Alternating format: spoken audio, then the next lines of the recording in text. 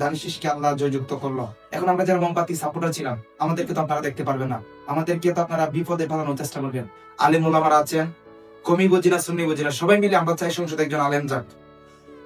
আলেম গেলে উনি ইনসাফ ব্যক্তি চুনারঘাট মাধবপুরকে গড়ে তুলবেন। উনি প্রত্যেকটা মানুষের হক মানুষের কাছে পৌঁছে দেবে, এটা বিশ্বাস রাখি আমরা। আসসালামু আলাইকুম। আসন্ন সংসদ, জাতীয় নির্বাচন, হবিগঞ্জ 4 আসন, মাধবপুর চুনারঘাট। মুফতি গিয়াসউদ্দিন আতাহির সাহেব মোমবাতি পছন্দ করি, মোমবাতির পক্ষে প্রচার চালিয়ে যাচ্ছি। ফয়সাল সাহেব, উনি আমাদের এলাকার সুনামধন্য একজন ব্যক্তি।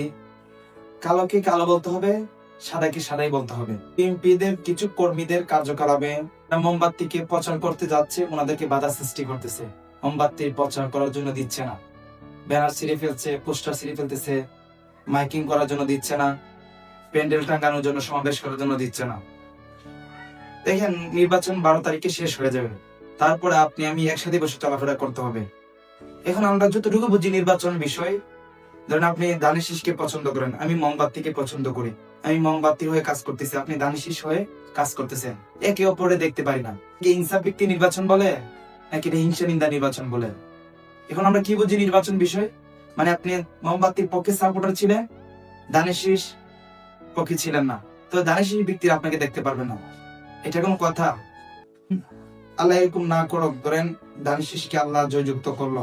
এখন আমরা যারা মোমবাতি সাপোর্টার ছিলাম, আমাদেরকে তো আপনারা দেখতে পারবেন না, আমাদেরকে তো আপনারা বিপদে ফেলানোর চেষ্টা করবেন।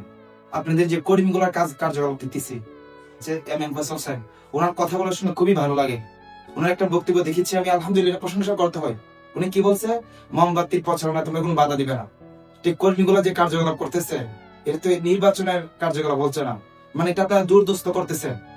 আপনারা দূরদস্ত করে মনে হয় নির্বাচন আপনারা জিত দিবেন, আপনারা এটা কার্যকলাপে বোঝাচ্ছেন। আপনারা ভালোবাসা দিয়ে মানুষের মন জয় করেন, কে ফিল করবে, এটা তো উপর থেকে নির্ধারিত করা আছে।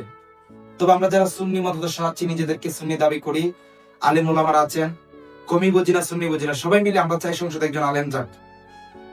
আলেম গেলে উনি ইনসাফ ব্যক্তি চুনারঘাট মাধবপুরকে গড়ে তুলবেন।